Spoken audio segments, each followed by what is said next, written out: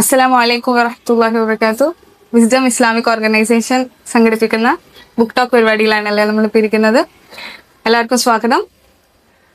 നമ്മൾ ഇന്ന് ചർച്ച ചെയ്യാൻ പോകുന്ന പുസ്തകം വെറും ഒരു പുസ്തകമല്ല, പ്രതിസന്ധികളുടെ കടൽ കടന്ന ഒരു മനുഷ്യന്റെ ആത്മവീര്യം, കോൺഫിഡൻസ്, അതിനെപ്പറ്റി പറയുന്ന ഒരു പുസ്തകമാണ്.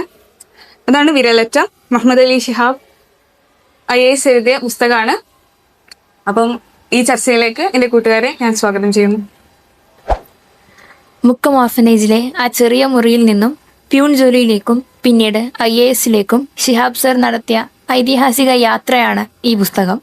ദാരിദ്ര്യം കൊണ്ടും അനാഥത്വം കൊണ്ടും തകർന്നു പോകാനിടയുള്ള ഒരു ബാല്യം, വായനയെ ആയുധമാക്കി ലോകം കീഴടക്കിയതിന്റെ ഒരു ഓർമ്മപ്പെടുത്തലും കൂടെയാണ് ഈ പുസ്തകം.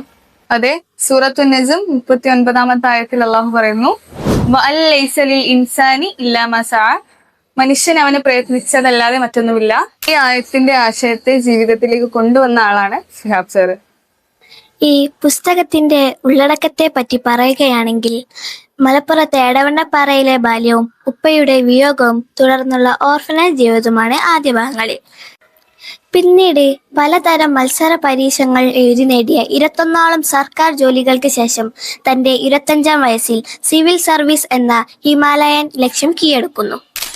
ഇതൊരു സ്പോയിലർ അല്ല, മറിച്ച് ഏതൊരു സാധാരണക്കാരനും സ്വപ്നം കാണാൻ പ്രേരിപ്പിക്കുന്ന വിജയ ചരിത്രമാണ്. ഇവിടെയാണ് നമ്മൾ ശരിക്കും ചിന്തിക്കേണ്ടത്. നമ്മളിൽ എത്ര ആളുകളാണ് ചില പ്രതിസന്ധികളിൽ തകർന്നു പോകാറുള്ളത്? അദ്ദേഹത്തിന്റെ വിജയത്തിൽ ഉമ്മയുടെ പ്രാർത്ഥനയ്ക്കുള്ള സ്ഥാനം എത്രത്തോളമായിരിക്കും? ഇതൊരു നല്ല ചോദ്യങ്ങളാണ്. വിൻസ്റ്റൺ ചർച്ചിൽ പറഞ്ഞതുപോലെ, success is not final, failure is not fatal, it is the courage to continue that counts. ഓരോ പരാജയത്തിലും അദ്ദേഹം തളരാതെ മുന്നോട്ട് പോയി. അരിസ്റ്റോട്ടിൽ പറഞ്ഞതുപോലെ, വിദ്യാഭ്യാസത്തിന്റെ വേരുകൾ കയ്പുള്ളതാണ്, പക്ഷെ ഫലം മധുരമുള്ളതാണ്. ഓർഫനേജിലെ കൈപ്പേറിയ അനുഭവങ്ങളാണ് അദ്ദേഹത്തിന് IASന്റെ മധുരം നൽകിയത്. ഇത് നമുക്ക് മനസ്സിലാക്കുന്നത് സാഹചര്യങ്ങളല്ല, നമ്മുടെ ലക്ഷ്യബോധം പ്രധാനമെന്നാണ്.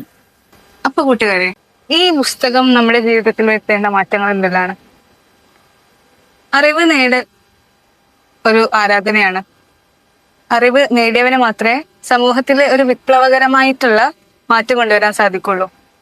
ഒരു പണ്ഡിതന് അല്ലെങ്കിൽ അറിവ് ലഭിച്ചവന് മാത്രമേ ഒരു സമൂഹത്തില് എന്തെങ്കിലും വിപ്ലവകരമായിട്ടുള്ള കാര്യങ്ങൾ ചെയ്യാൻ സാധിക്കുള്ളൂ. കാരണം സമൂഹം അറിവുള്ളവനെ അംഗീകരിക്കുള്ളൂ.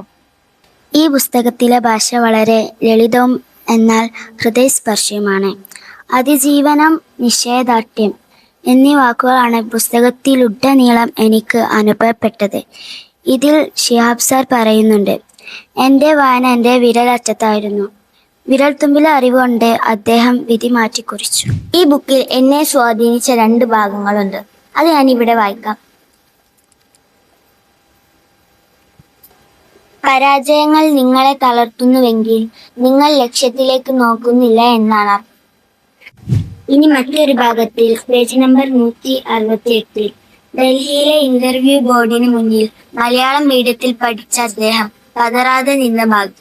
ആ ഭാഗം ഏതൊരു വിദ്യാർത്ഥിക്കും വലിയ മാതൃകയാണ്. നബി സല്ലല്ലാഹു അലൈഹി വസല്ലമ പറഞ്ഞതുപോലെ, ഒരാൾ അറിവിന് വേണ്ടി ഒരു പാതയിൽ പ്രവേശിച്ചാൽ അള്ളാഹു അവന് സ്വർഗത്തിലേക്കുള്ള പാത എളുപ്പമാക്കി കൊടുക്കും.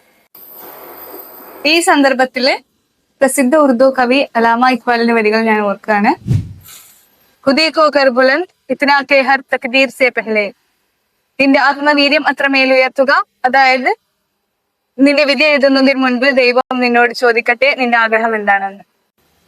വിരലറ്റം വെറും ഒരു വായനയല്ല, മറിച്ച് IAS എന്ന ലക്ഷ്യബോധത്തിലേക്ക് അദ്ദേഹത്തിന്റെ യാത്രയാണ്. ആ യാത്രയില് അദ്ദേഹം കണ്ടുമുട്ടുന്ന പ്രശ്നങ്ങള്, പ്രതിസന്ധികള്, അത് അദ്ദേഹം തരണം ചെയ്യാൻ ഉപയോഗിക്കുന്ന മാർഗങ്ങള്, അദ്ദേഹത്തിന്റെ ഉമ്മാന്റെ പ്രാർത്ഥന തുടങ്ങിയ ഒട്ടനവധി കാര്യങ്ങൾ ഈ പുസ്തകത്തിൽ ഉൾക്കൊള്ളുന്നുണ്ട്.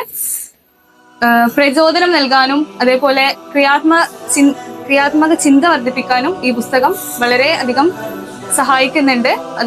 അതിന് ഉപകരിക്കട്ടെ.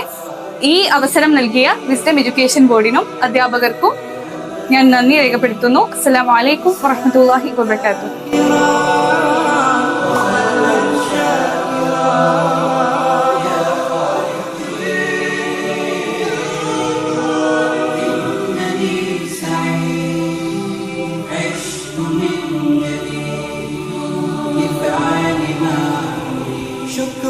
لك ربي